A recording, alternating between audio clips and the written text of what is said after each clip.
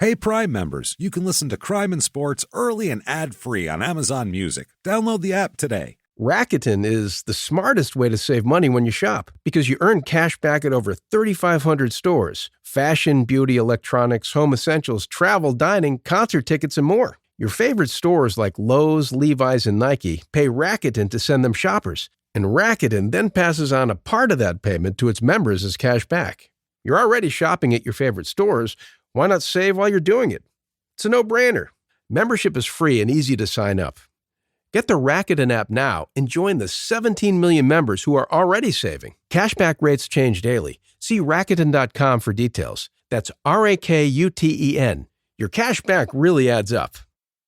Your weekly dose of romance and drama has arrived.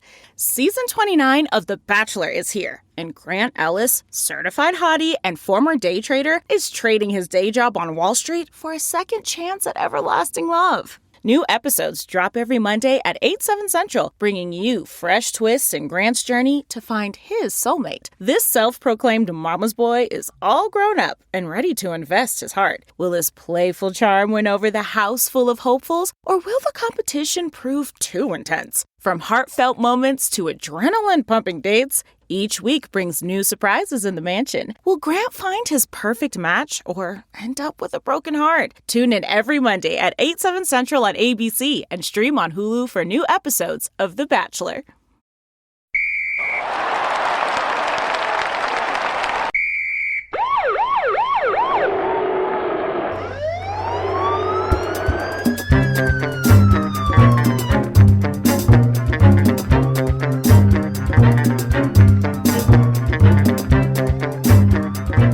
Hello, everybody, and welcome back to Crime and Sports. Yay! Oh, yay indeed, Jimmy. Yay indeed. My name is James Pietragallo. I'm here with my co-host. I'm Jimmie Whisman. Thank you, folks, so much for joining us today. It's a very, very, very special episode today of Crime and Sports. We are going to do the Scummies, the long-awaited Scummy Awards. Boy, oh boy. And yes, we're doing this Christmas week, and so we want to give you guys an episode. We were going to take off, and we said, you know what, let's give them something. And the Scummy Awards are something that people have been asking us about. Pageantry. We haven't done it since early 2022 was the last time we did it. Crazy. Yeah. So, yes, the pageantry is here. I am wearing my tuxedo. I just got it out of the cleaners, too. I thought they were going to be late today. Jimmy, you're looking sharp. I like that tuxedo.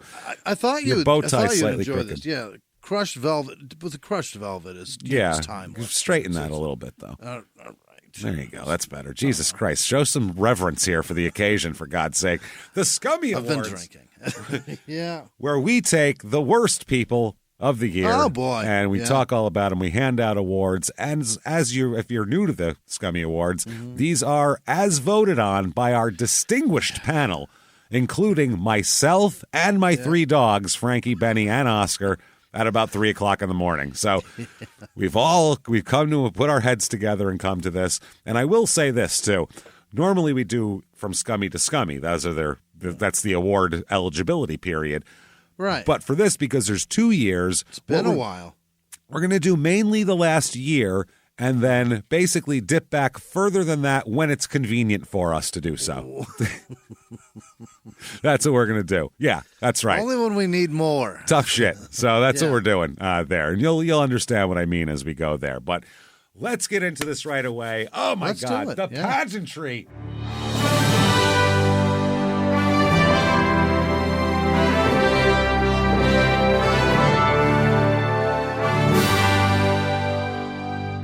This is just, oh my goodness, so many guests. The red carpet outside, it's wild stuff here.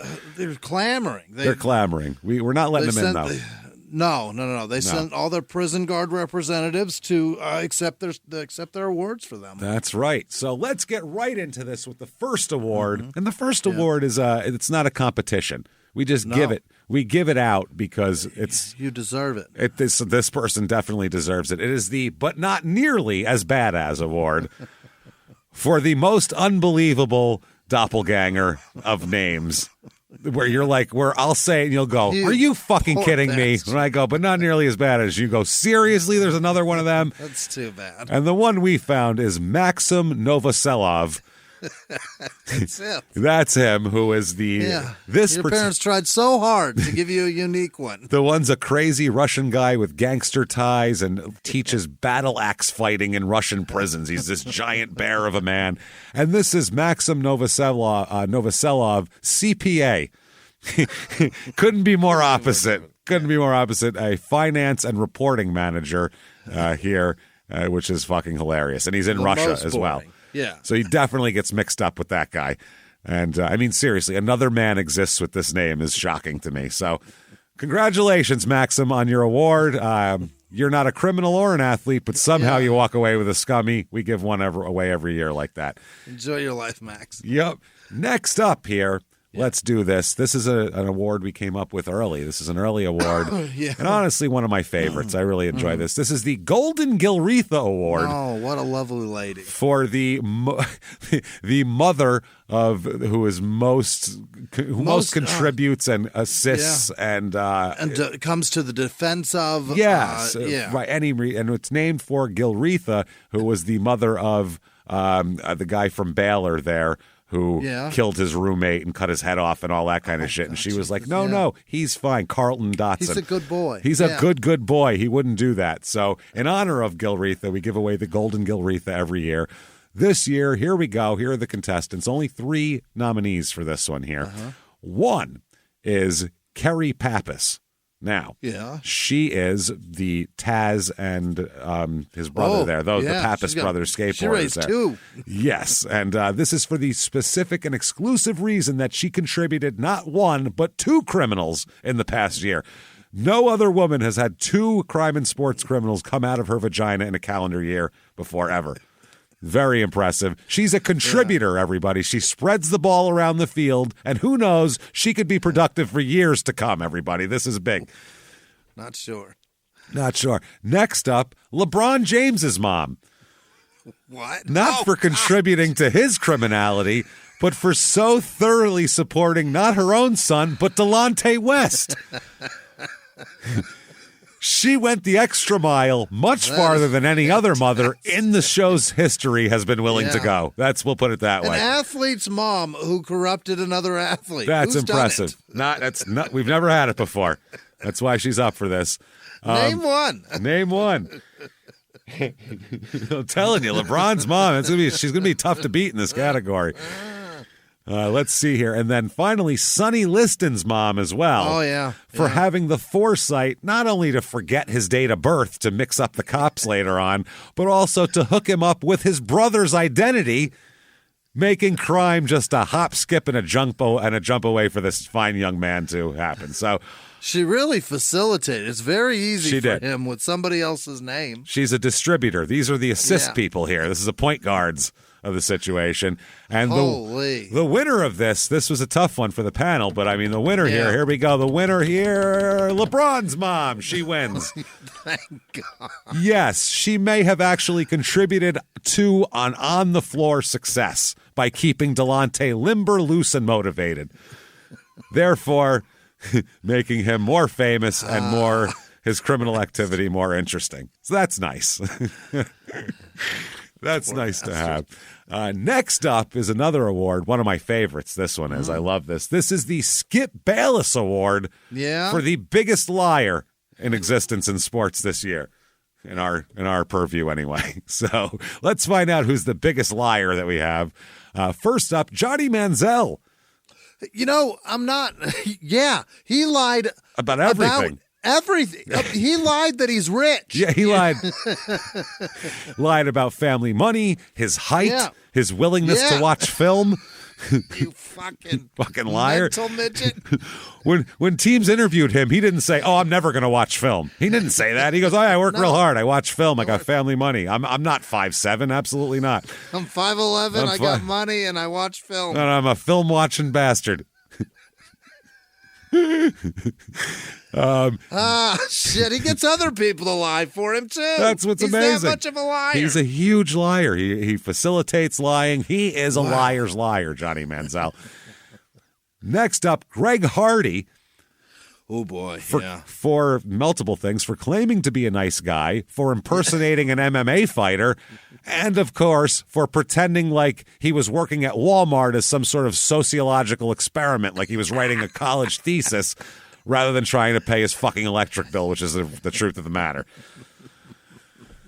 So, Greg Hardy he's up there. Next contestant. There's a lot of people up for this one. We got 4 people here. Reginald Spears, one of my favorite stories of all time. He pretended to be cargo. He lied that he wasn't even a person. He lied that he was cargo in a box so he could ship himself in a box from England in here. to Australia. Also, one of the ballsiest liars ever, even when confronted by police. Yeah. He got caught literally with scuba gear on, with welding torches, trying to like dismantle some part of a ship in a bay in like Thailand, and then was like, I didn't do any of that. I don't know what you're talking about. I'm a tourist doing scuba diving. The Just balls on this guy. Yeah. Yeah. Also, remember, he was the guy when the cops raided his apartment. He like hid shit and like snuck out the back. Like he's a liar from way back. He had no money. He had no nothing. money. That's why he shipped himself, because literally it was cheaper to ship himself. He wasn't smuggling drugs or anything like that. It was just cheaper than flying. Yeah. It's crazy. Next up, finally, Sonny Liston.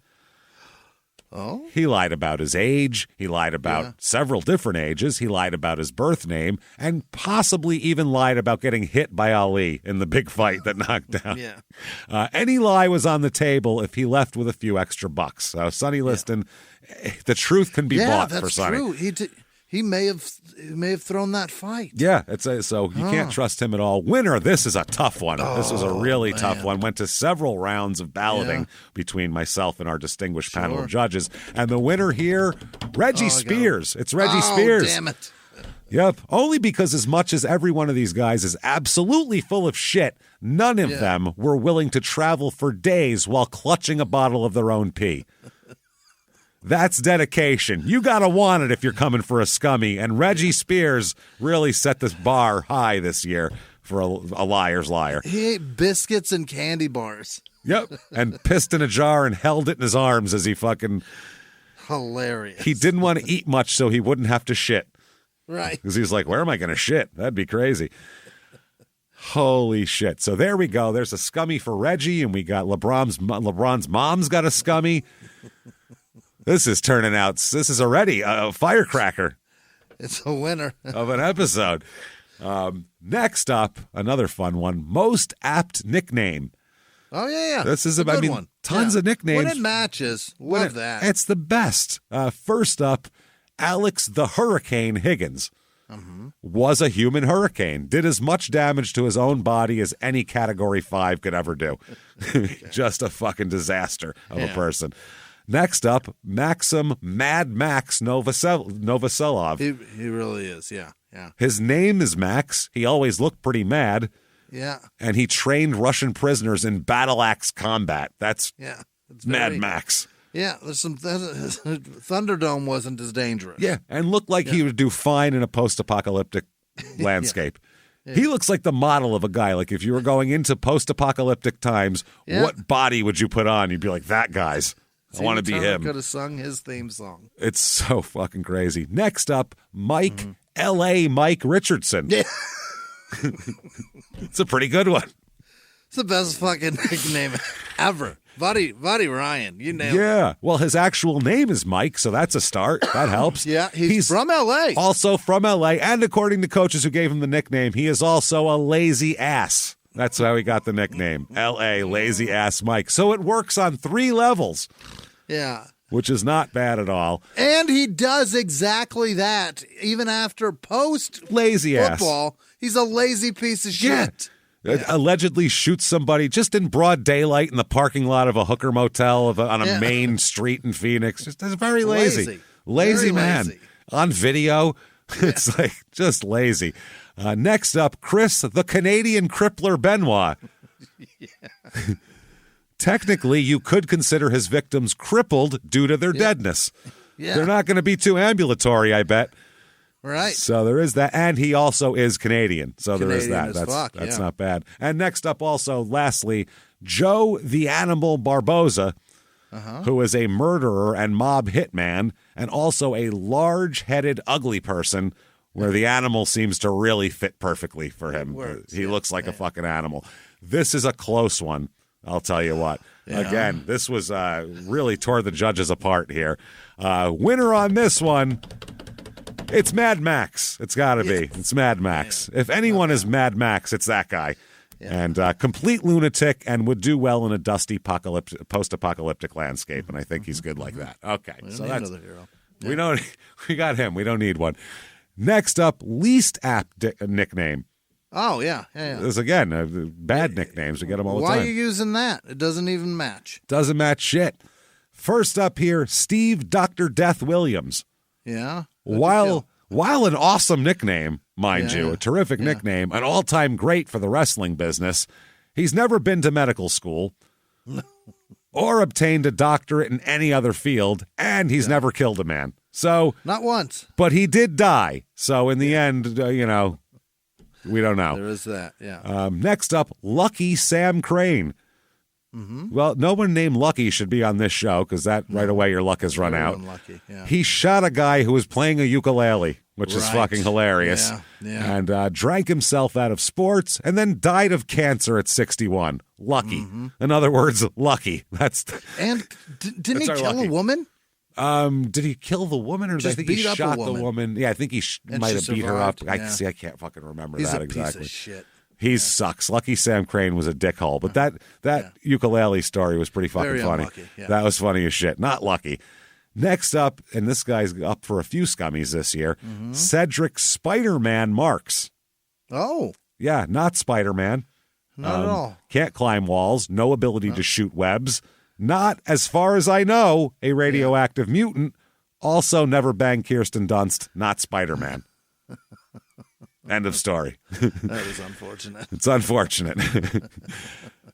Next up, Alexis the Exorcist Vila. Exorcist. The Exorcist. Failed to rid anyone of a demonic spirit of any sort. Yeah. Also, a horrible murderer. The only thing he exorcised was someone's life. So, kind of a piece of shit there. That's a tough one. Like I said, these are all really difficult awards to give away. Winner on this one, everybody. It is Cedric Spider-Man Marks. He wins. Fails to exhibit. Bad man. According to the judges, fails to exhibit any qualities of an actual Spider-Man. Also, Spider-Man didn't murder people, and bury them in Oklahoma. Right. He might have killed a bad guy, but he wasn't like, now let's get rid of the body afterwards. I don't even know if he killed I don't think anybody. he killed bad guys, no. I think he tied him up. Just leave him in a web sitting there so they can't move, and then call the cops on him or something. But if Spider-Man did kill people, I don't think he'd be like, I got to go to Oklahoma and dump the body. No. That'd be super weird. Next up, we have a new award. Oh, it's a new award. Yes, we've waited, so we're having a new award. This is I don't know how we hadn't thought of this earlier, but this is the Worst Childhood Award. The award given to the person with the worst childhood. We encounter some of the most horrible childhoods ever. So, and you got some of them. How they wind up, you go, well, yeah, obviously, but there's a certain ebb and flow to life. And there happens to ebb and flow much higher and much lower than most people. Yeah, the extremes are much bigger in either way. Let's hear the ebbs. It's like storms in Middle America. You know what I mean? They're going to be much more severe. They get ugly. So let's see. First up here, Johnny Tapia, the boxer. Very interesting guy. We had a multi-parter on him over this year. And I'm going to read from my notes from the episode here to tell you about his childhood in a succinct way. Johnny Tapia's life began with tragedy. When Johnny entered the world on February 13th, 1967, his father had reportedly already been murdered. Mom was pregnant and he was murdered. At the age of 7, Johnny was riding on a bus that drove off a 100-foot cliff, hurling a pregnant woman seated next to him out the window to her death. Yes. Hurled over him and died. And he got vicious brain damage out of it. Yes, he was also thrown through the window, but luckily only had a concussion, like a severe concussion. But this is before he then boxed for 50 fights after he had a severe concussion. Then, if that wasn't bad enough, The next year, a year later, his mother was brutally murdered with a shotgun and found in like an abandoned building somewhere, like fucking like a pile of garbage. That's a rough childhood. And that was... He had a chance? Come on. That was 8. That was at 8. That's your slate at 8. How the fuck are you supposed to turn it around from that? You know what I mean? Next up, Davy Hilton Jr. Yeah? Boxing, a family, a multi-generation of travelers and boxers. Oh, that's right. Yeah, a family, all boxers. He's been getting punched in the face since early development, early development. Alcohol punches. There was sexual stuff possibly that happened. Yeah. And when you find out what he did, you go, yeah, he probably had something happen to him. Yeah. Next up, Bernard Randolph. Okay, Bernard Randolph here, a basketball player. And I'll read from just a paragraph from a newspaper article about him that we had in the show. Bernard Randolph's life began to unravel the moment his mother, Laura, died of a heart attack. She was only 48, and her death had a profound effect on Bernard, a 7th grader at the time. Tragedy had a way of shadowing Randolph. His father was often ill. His younger brother, Emery, died at birth. Another brother, Arnold, was killed in a 1979 fire. A third brother, Moses Jr., was killed in 1986. All dead. Everybody's dead except sick dad. Yeah. And him. Everybody else dead as a fucking doornail here. Next up, Sonny Liston. Yeah. Yep. Poor. Real poor. Very poor, yeah. When we're talking poor with Sonny Liston, this isn't poor like, poor now. Like I eat a lot of shit food and, my apartment isn't that nice. Got a lot of government entities taking care of us. This is Great Depression poor is when you can only say that, not to say, nobody's poor now, but you're not Great Depression poor. No. That's a different level of poor. There's no hope. There's no anything. So poor, no one even knows where he was born, and he's so poor he had to share an identity with his brother. Never mind sharing a jacket, pair of jeans, a pair of shoes. We can't afford another identity, Sonny. You got to share with your brother. We can't even afford you to have your own birthday. That's it. We can't do it. You're all the same person now. Enjoy. We got one kid and there's 2 of you. Fuck it. You got to share everything. That is fucking hilarious. So next up, Terry Glenn. Now, Terry Glenn, as we remember, all he had was, we called his episode a real dad fetish because he was just like, all he ever wanted was a dad his whole life. His dad was never around. And here is from Terry Glenn's, from the notes from his episode. Growing up poor in Columbus, Ohio, Glenn, his younger half-sister Dorothy, and their mother Donetta survived on welfare. Glenn never met his dad, who took off. We had nothing, Glenn said. Nothing at all. There were times we didn't even have electricity or gas. Then, when he was 13, his mother was beaten to death by a man she had recently met. Oh, dear Lord, that's right. Yep, Kenneth Adams had an unrequited attraction to his 29-year-old mother, Donetta. Adams abducted her, beat her, and left her to die in an abandoned building in Columbus where the family lived. Good Lord. So that's a fun childhood. Where did Glenn go to live with his grandfolks, or was he adopted? I think, now I can't remember. I think it was his grandparents. I think it was his uncle or something. It was a family member. Yeah, family member. But that is... and he's dead now, too, isn't he? Terry Glenn, is he dead now? I don't remember. I think he's dead, too. I don't remember. That's another thing, too. The awards we give out, if the person is dead, we won't give them a may do something in the future award. Yeah. But they can win a posthumous award, though, otherwise, like an episode like this, because some of these people are dead.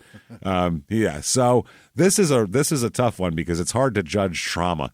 Yeah. It's a difficult thing because, gauging and weighing and monitoring which is bigger. Do 3 brothers equal a mother? Yeah.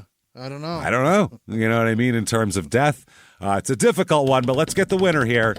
Winner, Johnny Tapia wins it.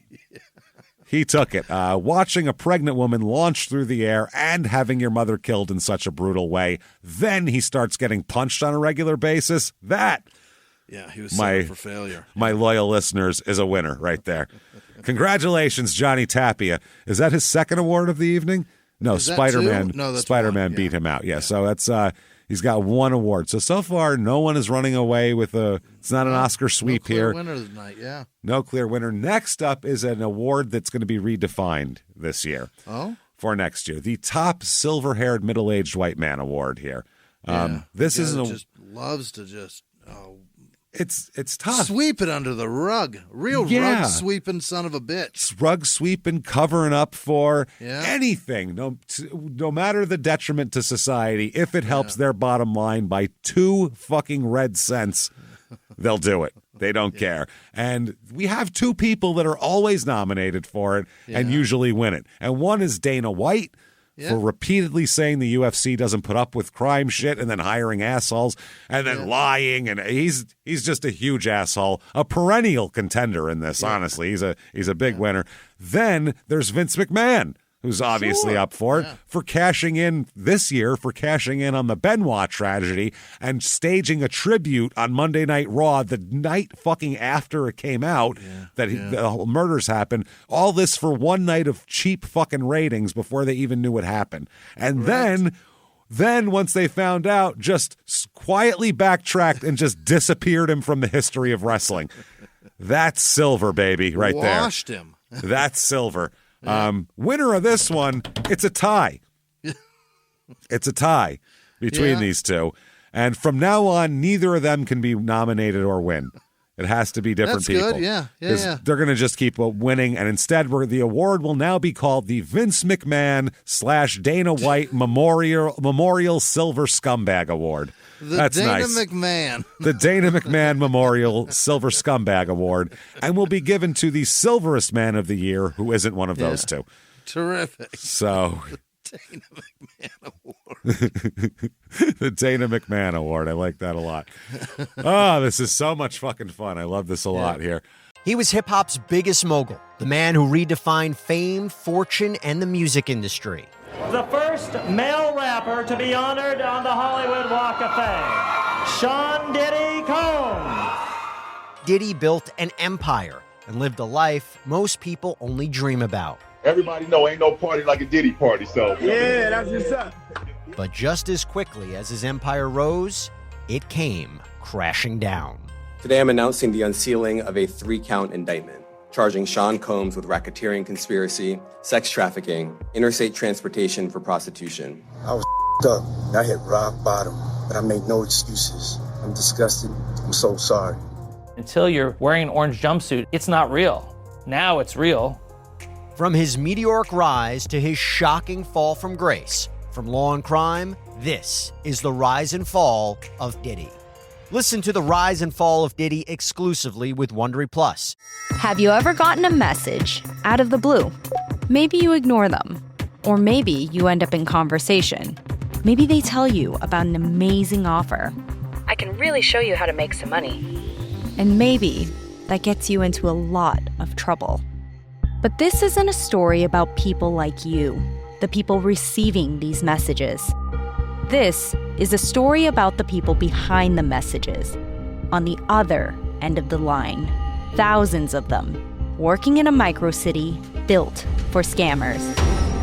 From Wondery, the makers of Dr. Death and Kill List, comes Scam Factory, a new series about survival at the expense of others. Follow Scam Factory on the Wondery app or wherever you get your podcasts. You can listen to Scam Factory early and ad-free right now by joining Wondery Plus in the Wondery app or on Apple Podcasts. The next stop here is longest fall from grace. Oh, this is a fun one. We do grace in the episode, and that's when they're at their pinnacle and it's about to tumble. And we've had the biggest champion? Well, we had a bunch here. This year we have Sonny Liston, number 1. Yeah. Heavyweight champion of the world. The world. When it meant a lot. When it wasn't 8 belts and I don't know, it's some fucking Ukrainian guy or some fucking, Czechoslovakian guy that doesn't exist anymore. He's the champ. We have no idea who the champs are now. Back then, you could ask the average person on the street, who's the champ, and they knew. I think it's still Tyson Fury, but I might be wrong. Who the fuck knows? And that's one belt, but then there's others. Who knows? But he was the champ. That's it. Champ, then tumbling all the way down to dying in a mysterious manner to where they don't even know what happened to him is a quite the tumble there. He was doing like a lot of like weird appearances to get a few bucks here and there, and he really tumbled downhill. Sonny Liston was? Sonny Liston, yeah. He was going downhill. God. He went way downhill. Next up, Delonte West. Yeah, man. I mean, he was never... He played with LeBron. Never a league MVP, but went from being a highly paid NBA player, mixing DNA with the mom of an all-time great. Probably. To being homeless and pummeled in the streets on video and having more emotional breakdowns per quarter than Amanda Bynes after having her drink laced with meth and jet fuel. She's a fucking disaster. He's a mess, yeah. He's a mess. So that's him. Next up, Aaron Hernandez. Remember there? That's another that popped up. National champion. Is it two Super Bowls that he won before he did this? I'm not sure. I think he won one and they lost one. Yeah, they lost the one to the Giants then. Aaron Hernandez, national champion, Super Bowl champion, a guy who could probably get Tom Brady on the phone, no problem. Right now. Hey, throw Giselle on. I gotta shout something at her. Yeah. From all of that to a murdering gangbanger with a prison boyfriend who kills himself in his cell. This is not a good tumble there. That's different. Yeah. That's a different. It's something. It's not the image he was trying to put forth of a murderer who kills himself in jail. Yeah. Here. Next up, Johnny Manziel. Huge drop there. This guy was man alive. That went so fast. So fast. If you don't remember, if you don't remember, what a fucking tough. He was everywhere. Manziel, mania. It was a big deal. Skip Bayless was saying he's the next Brett Favre. I mean, there was shit like that. Saying when he goes to Cleveland, he's going to be bigger in Cleveland than LeBron. Than LeBron at the time when he played there. But LeBron's from fucking Ohio. Not bigger than LeBron's mother, because she's obviously going to be the superstar. Let's be honest here.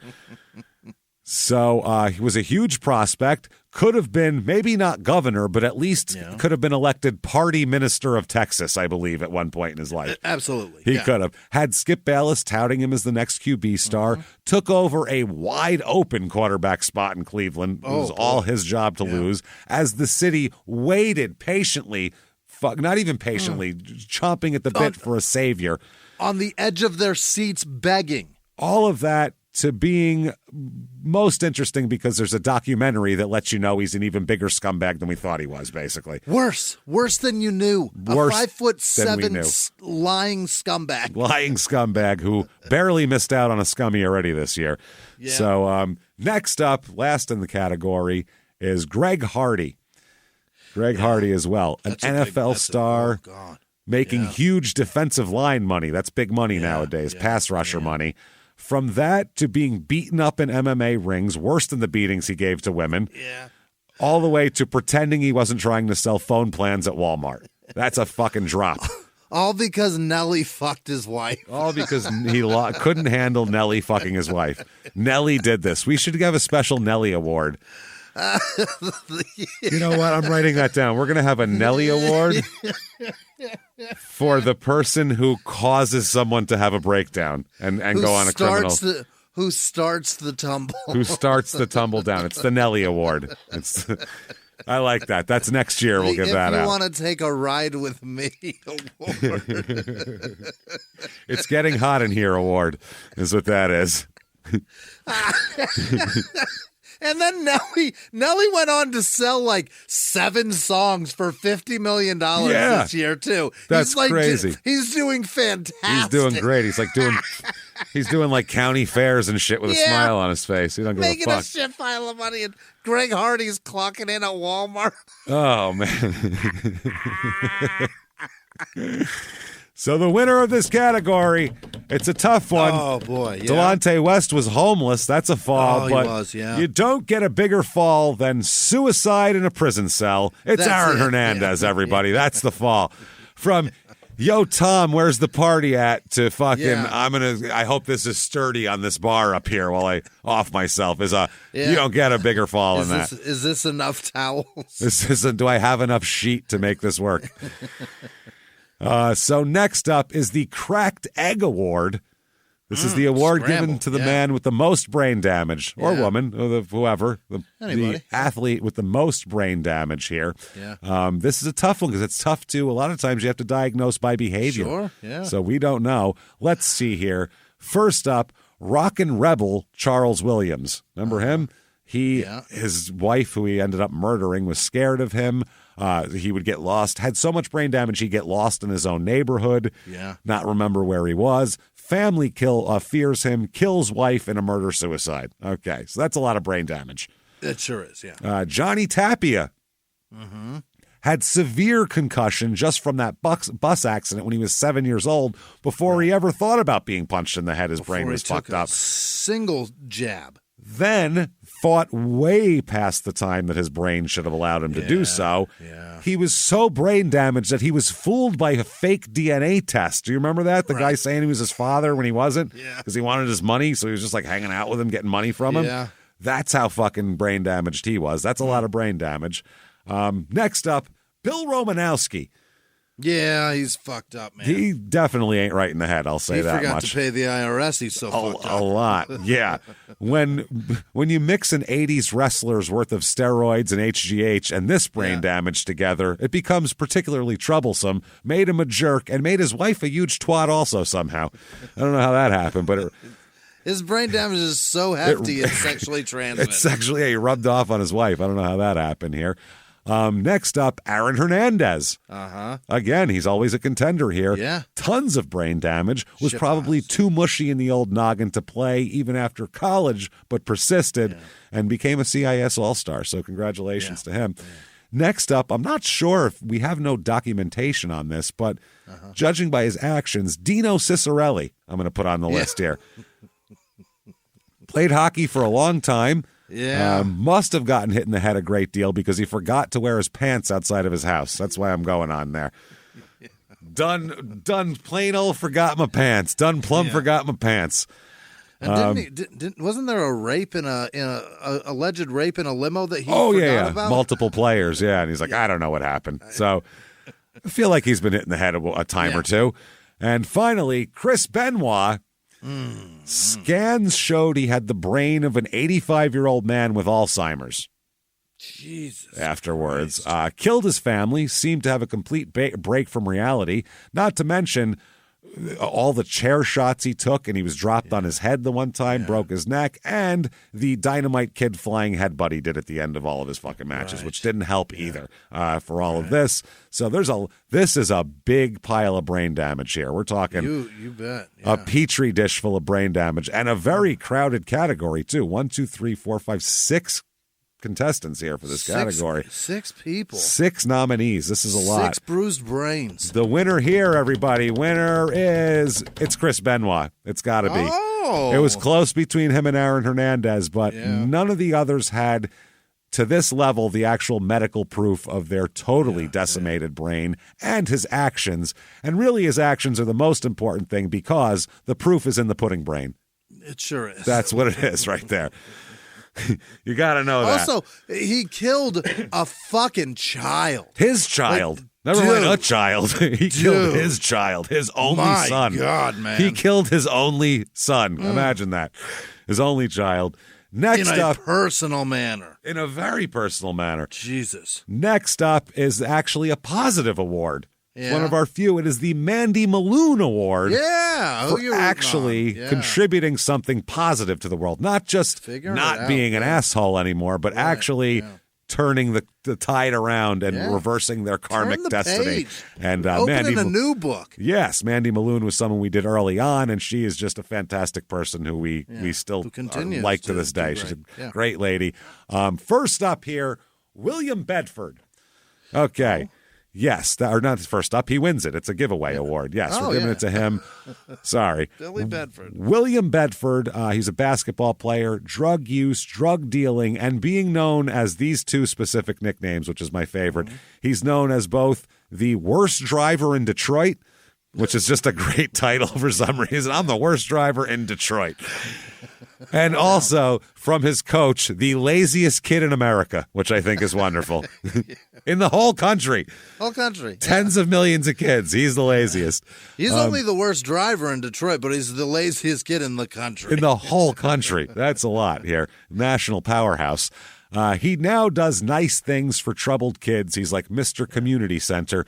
Here's a quote from him in the last few years. You've got to humble yourself. Obviously, there's something that you're not doing. You went wrong somewhere. You've been doing it your own way so many times. Try it another person's way. My message is to not go backward after you've done your time.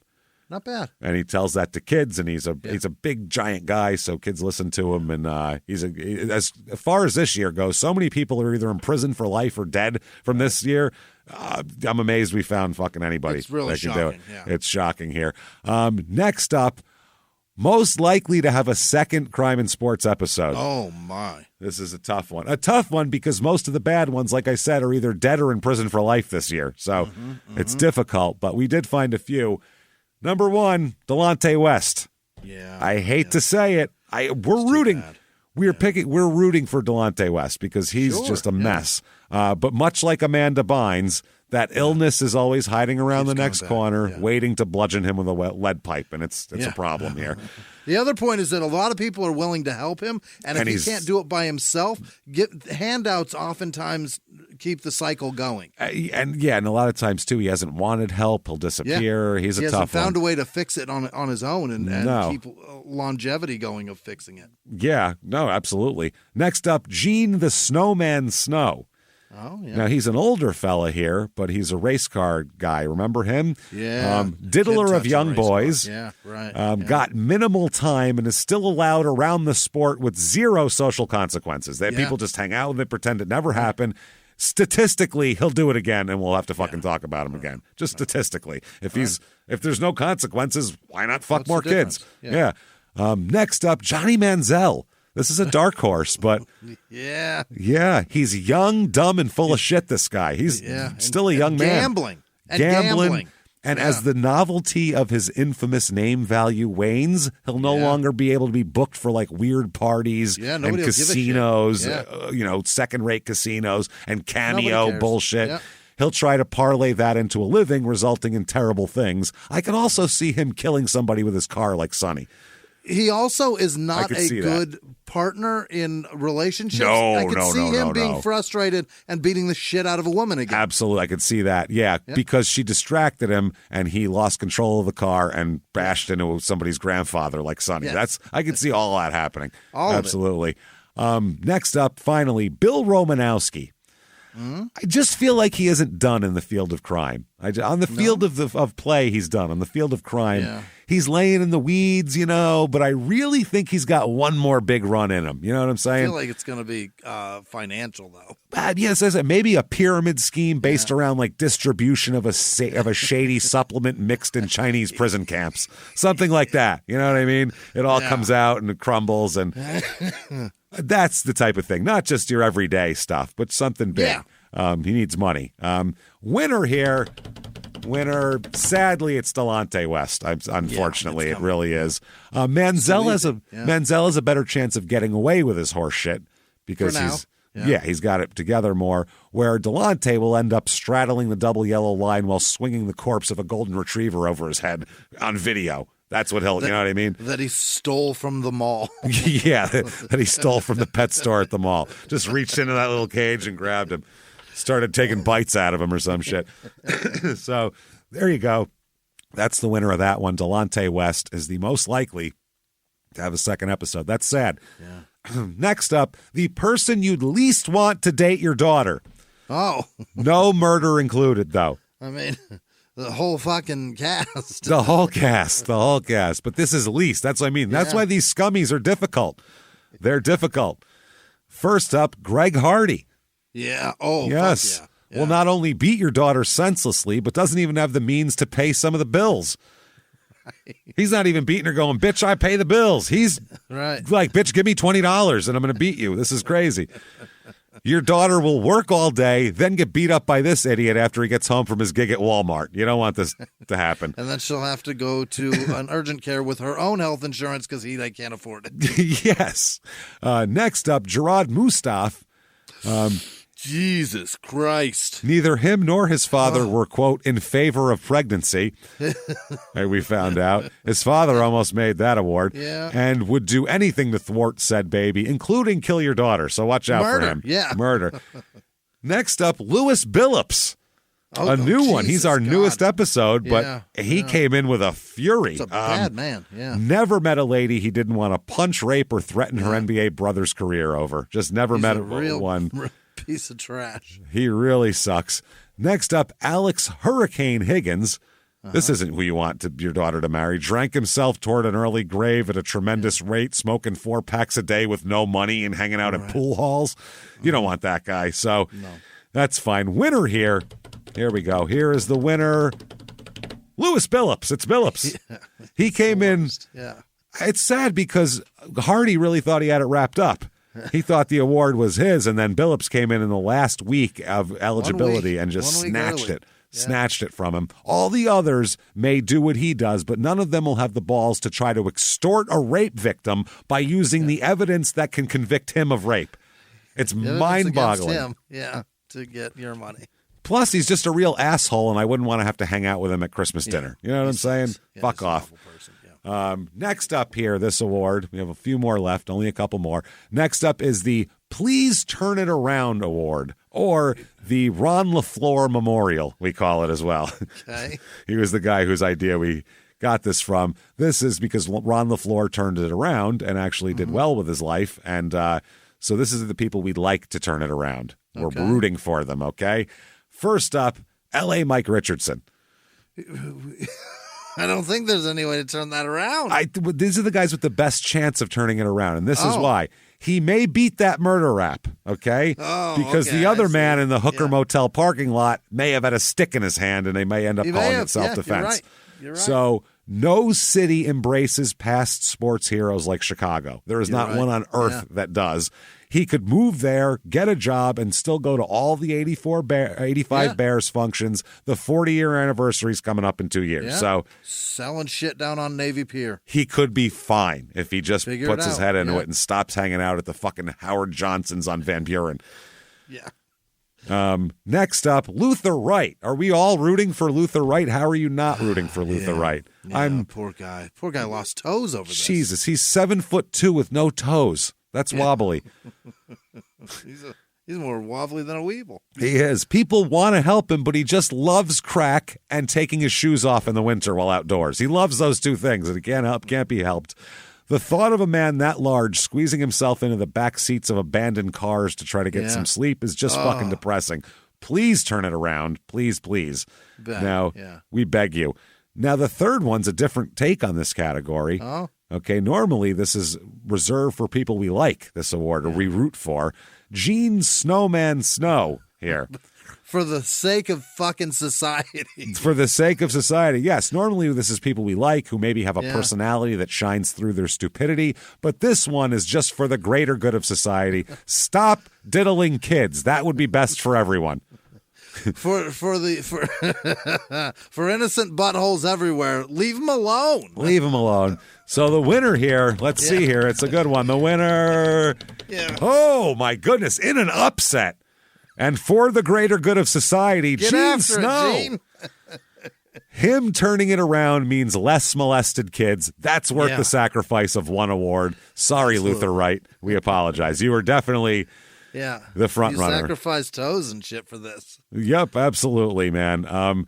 So next up here, a couple more left. We have the Worst Father Award. This excludes the obvious choices of fathers who fuck their kids and things of that nature. So those are like that. Now, first up, Deshaun Stevenson's dad. What did he do? Strangled Deshaun's grandma to death. That's a good run. pleaded guilty to second-degree murder, was given the maximum punishment of 15 to life, and then died of cancer at age 36. The last thing he did was have a tattoo on his chest saying Deshaun put on there. Not a good dad. No. Next up, Luther Wright's dad. Yeah? Beat him with an industrial hose until he thought he was going to die. Right. That's not a good dad at all here. And he had knots and shit, so he... Oh, yeah. Not even metal. the middle of the hose, the metal nozzle. He wasn't like whipping him, he was cracking him. Jesus. Next up, Charles Rockin' Rebel Williams.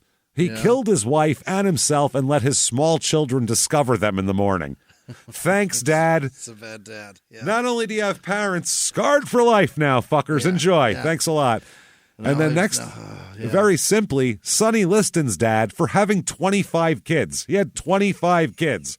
It's a bad dad. You can't take care of 25 kids. You I'm can't be a sorry. Good father with 25. No. You can't Especially if you're a sharecropper, which he was. Yeah. That's just not good. So I've got 2, and I'm a mediocre dad. And you haven't killed any of them. Or they all have their own identities. Yeah. They know their birthdays. Never missed a meal. They're doing great. So the winner here, not even close, in a blowout, Rockin' Rebel wins this one. We often ask, is it better for Dad to take off and never come back or stick around and beat the living shit out of everyone within arm's reach? Well, we'll never know the answer to that, but it's definitely better not to kill Mom and yourself and leave yourselves to be found by the children. That's not good. That's the worst part. Yeah. We know that's bad parenting there. Next up, this is another one. This is one of my favorite categories. Most likely to find and kill me, personally, for compiling this shit on them and then telling the whole story. First up, and this is a surpriser because he wasn't in this year's running, Adam Pac-Man Jones. Yes. The episode still out there, yeah. He's running around, getting in trouble. The episode wasn't this year, but we keep doing updates, and I'm very afraid of running into him in an airport, say the Cincinnati airport. You're not allowed to. You won't find him in the Cincy airport because he's not allowed. He's there allowed anymore. now. No, they let him back. Yeah, they let him back. God damn it. So I'm worried about having someone see him, then see me, and start making arugula jokes until he beats me to death with his chicken in front of Gate 6. I don't need that shit. That's possible. It's highly possible. Yes. Behind the closed doors of government offices and military compounds, there are hidden stories and buried secrets from the darkest corners of history. From covert experiments pushing the boundaries of science to operations so secretive they were barely whispered about. Each week, on Redacted, Declassified Mysteries, we pull back the curtain on these hidden histories. 100% true and verifiable stories that expose the shadowy underbelly of power. Consider Operation Paperclip, where former Nazi scientists were brought to America after World War II, not as prisoners, but as assets to advance U.S. intelligence during the Cold War. These aren't just old conspiracy theories. They're thoroughly investigated accounts that reveal the uncomfortable truths still shaping our world today. The stories are real. The secrets are shocking. Follow Redacted, Declassified Mysteries on the Wondery app or wherever you get your podcasts. You can listen to Redacted early and ad-free right now on Wondery Plus. In the 1980s, a rosé swept the country. Hey, Mike, I really like this White Zinfandel. Well, good. Now put it down. We're going to try another one. White Zin became America's top-selling wine. But most don't know that this sweet drink has a sour history. What began in 1986 with counterfeit bottles, a big fraud, a multi-million-dollar fraud, sent investigators chasing one of the most powerful families in the business, the Licciardis. But the closer the feds got to them, the more dangerous things became. It's a story of deceit. At the time, I was paranoid. Threats. You touch my kids, I will kill you. And murder. With a .22 caliber bullet to the head. What started with a scheme to mislabel wine spilled into a blood-soaked battle for succession. Welcome to Bloodvines. You can binge listen to Bloodvines exclusively and ad-free on Wondery Plus. Join Wondery Plus in the Wondery app, Apple Podcasts, or Spotify. A few miles from the glass spires of Midtown Atlanta lies the South River Forest. In 2021 and 2022, the woods became a home to activists from all over the country who gathered to stop the nearby construction of a massive new police training facility, nicknamed Cop City. At approximately 9 o'clock this morning, as law enforcement was moving through various sectors of the property, an individual, without warning, shot a Georgia State Patrol trooper. This is We Came to the Forest, a story about resistance. The abolitionist mission isn't done until every prison is empty and shut down. Love and fellowship. It was probably the happiest I've ever been in my life. And the lengths we'll go to protect the things we hold closest to our hearts. Follow We Came to the Forest on the Wondery app or wherever you get your podcasts. You can binge all episodes of We Came to the Forest early and ad-free right now by joining Wondery Plus. Another one that's highly possible, Lawrence Taylor. Yeah. While he's not a murderer and more of a crack-headed prostitute frequenter, he would have the easiest road to me because I'd be so shocked and happy to meet him that he could run me through with a butcher knife if he felt like, and I'd be like, holy shit, it's LT. That's crazy. He could totally get, he's got 10 seconds of leeway with childhood worship time of, that sort of thing. Next up, Brandon Browner. Oh? And this was a tough category because, football, the Seahawks guy.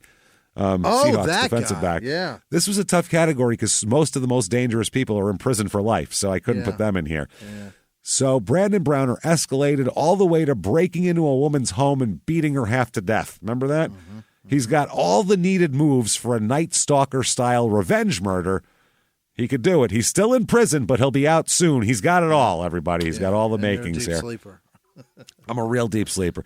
And then finally, Maxim Novoselov. He's crazy, he's Russian, he has organized crime connections, and enjoys fighting with He-Man-sized battle axes. Yeah. Always a threat in the murder department. Could probably do it, then eat a huge lunch afterwards. He wouldn't even worry about it. So the winner here, it's a tough one. The winner here, LT was a strong candidate, but he's so much of a mess, I don't even think he'd remember to be mad at me, even if he knew we existed, which I'm sure he doesn't. Winner is Brandon Browner in an upset. Yes. All the other guys have something else going on. Brandon will get out of San Quentin and look to settle scores, I feel. Good God, San Quentin, too. Oh, yeah. No one cares about him anymore, so he'll go all the way down the score, all the way down the line, score settling time, until he gets to us and murders me. So finally, everybody, do you have your bow ties straight? Is everybody here ready for this? It's the biggie. It's the big one, everybody. Hope you got your drinks ready. You should, because it is time for the most anticipated award in the history of awards, the most pageantry, the Scumbag of the Year, everybody. Here it is. Oh, baby, the big finish. Remember, by the way, because people go, oh, well, this person is just all murderers. No. It's not just what you did, but how you did it. You did it. Why you did it. A complete disregard for decency and general human nature, maybe even having a little bit of elan while you do your crimes. Some selfishness, Some selfishness. Let's see here. This year, we're going to break these categories down into 3 different divisions. Oh, boy. Okay, first up in our serial killer division, our what do they call it in the in the tournament? The brackets. In our serial killer bracket, we have Cedric Spider-Man Marks. Pretty bad, He's a fucking serial killer.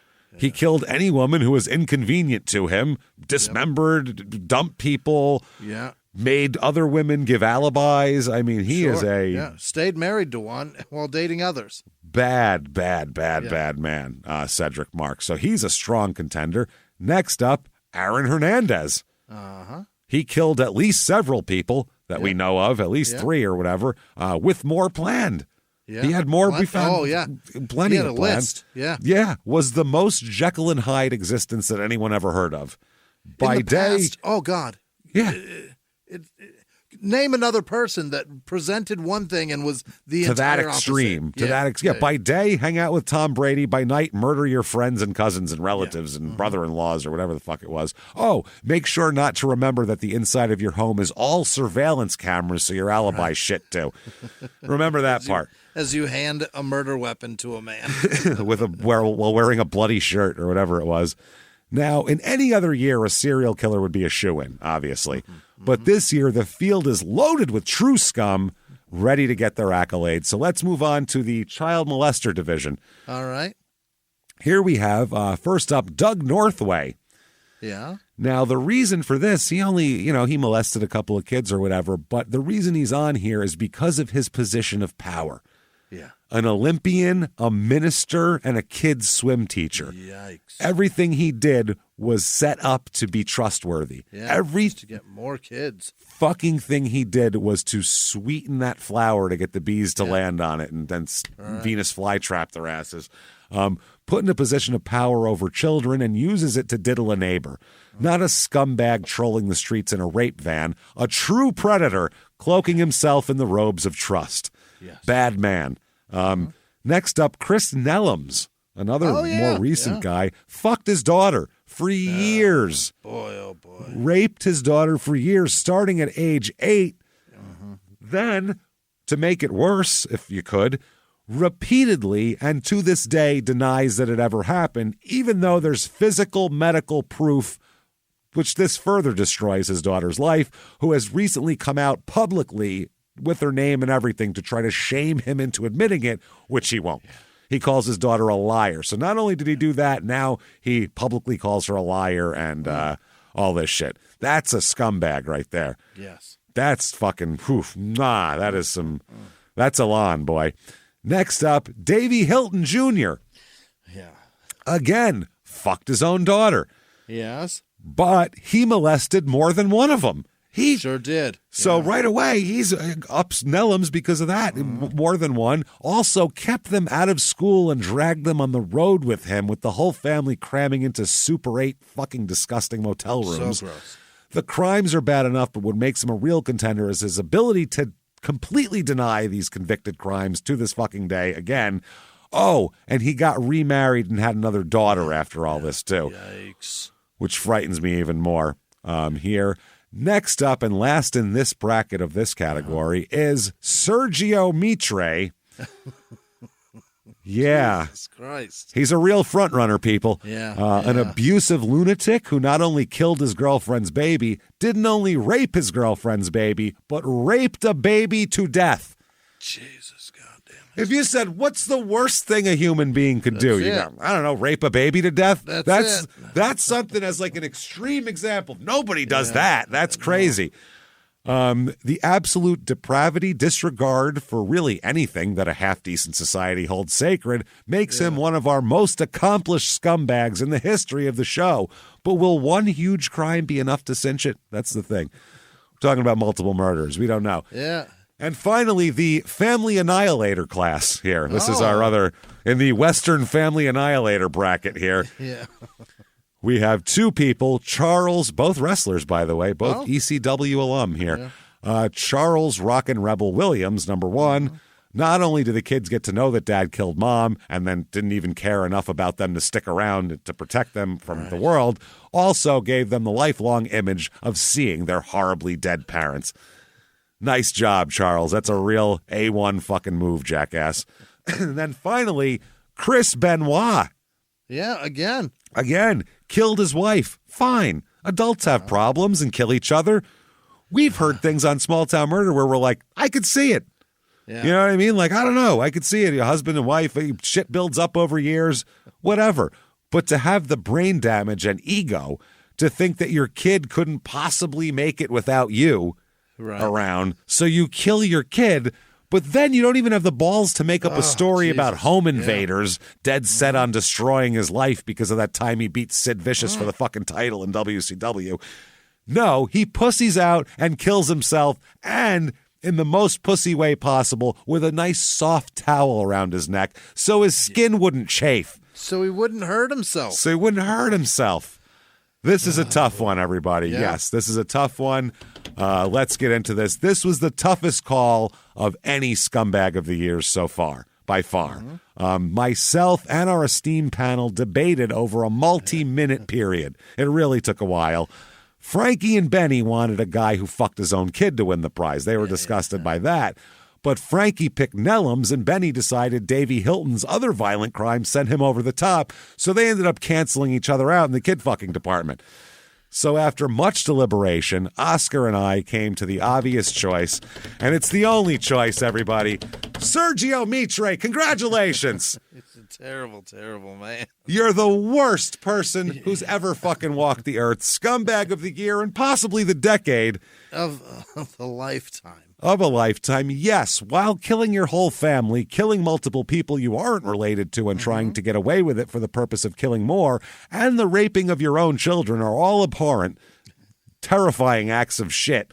Raping a baby to death is a phrase that will never cease to shock, amaze, and disgust everybody. Yeah. Sergio, you're the worst ever. This is both a lifetime or a scumbag of the year and a lifetime scummy for the person who I'd most like to kick the living shit out of the most. Congratulations, Sergio. You are the big winner tonight. Oh, my goodness. Thank you for participating and being the biggest piece of shit ever and that poor fucking baby. So there you are, everyone. That is the 2023 Scummy Awards. Yeah. God damn it. I love the Scummy Awards. And I'm going to loosen my bow tie up right now. That's like it's a tough one. I'm trying. Shower. That was dirty, man. That was dirty. I'm trying to think of if it's so hard because so many people are dead this year. Yeah, there's a lot. So a lot of the awards of like might happen in the future awards, I'm like, well, that guy's dead. That guy's dead. That guy's fucking dead. Yeah. This guy did this. This guy did that. Mm-hmm. So even like Louis Billups, least likely to date, least want to date your daughter. He's dead. He can't date your daughter. All right. But so it's difficult, but I do my best and I tried to find the avenues that were most just ripe for fucking picking. And I think we found it. I'm particularly proud of the new Worst Childhood Award. It's pretty good. Every year we try to add like a new award or two just to make it fun. Yeah, it's got to be different. Yeah, I like the Worst Childhood Award, and next year the Nelly Award is going to be a lot of fun. The catalyst of someone's downfall is what that is, and that's going to be a lot of fun. I really like that. It's going to be right after the Golden Gilretha, I feel like, because this is the support that people really need to achieve their crime goals. That's all you can do. So. Holy shit, thank you so much. We will be back, of course, next week. The problem is this episode comes out early release Christmas night and then like New Year's Eve or some shit. So it's like, Jesus Christ, we couldn't have a worse time. So we'll definitely be back with more stuff next year, and we're not stopping the show. So we're keeping doing. We got a lot of wild ones still to come, plenty more murder and fuckery and just wild shit. We can't wait to do that. Thank you so much. Yeah. For people who've been hanging out. And if you're a Crime and Sports listener and you know people who maybe are lapsed a little bit on it, make sure you tell them the Scummies are here. And it's a whole goddamn episode. And you don't want to miss that. Nobody wants to miss that much scum. Don't miss all the scum, everybody. So do that. Keep Patreon this week is The Garden, that HBO show there. Patreon.com/Crime and Sports. Check that out. Also check out Small Town Murder and Your Stupid Opinions, our other two shows. And I think it's the best true crime show, and I think and the other one is just the funniest fucking show online. Best two shows online. It's get in there and listen to those. Keep hanging out with us. Tell everybody about it. We're at Crime and Sports on Twitter and Facebook, at Small Town Murder on Instagram. And thank you, folks, so much for hanging out with us. We will see you next week for more shit and less scummies live from the Crime and Sports studios. We will see you next week. Bye.